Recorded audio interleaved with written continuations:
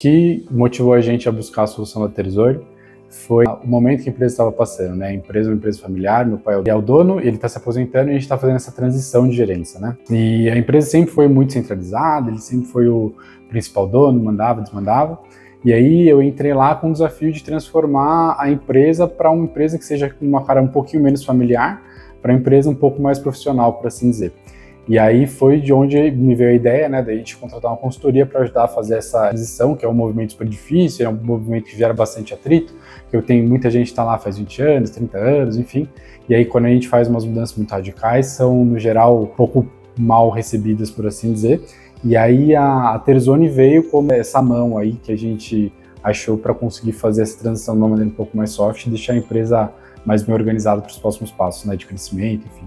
Os desafios principais, assim, são de transformar a empresa de uma gestão familiar, mas deixar uma cara um pouco mais gerencial, um pouco mais profissional, que a gente consiga fazer os fluxos que dependam menos das pessoas e mais dos processos. O objetivo final que a gente está procurando aí é a gente conseguir estruturar a empresa para a gente conseguir alavancar o crescimento da empresa, né?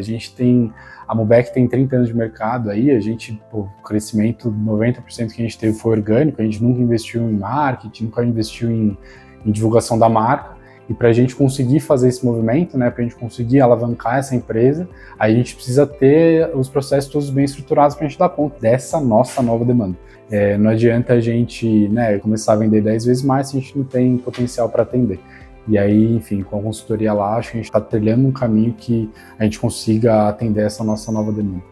Dos principais benefícios que a gente teve lá, eu acho que o que mais chama atenção, o que mais faz diferença no nosso dia a dia, é na questão dos atrasos, né? A Terzoni entrou com um papel muito forte de conseguir reestruturar a fabricação, reestruturar todos os nossos processos, desde o pedido até a expedição, e daí a gente já conseguiu diminuir bastante nossos atrasos, né? E diminuindo os atrasos, a gente diminui bastante a reclamação, e na estrutura que a gente tem lá, quem lida com as reclamações, a gente não tem um time de pós-venda, né? Então quem lida com essas reclamações, no geral, são os vendedores.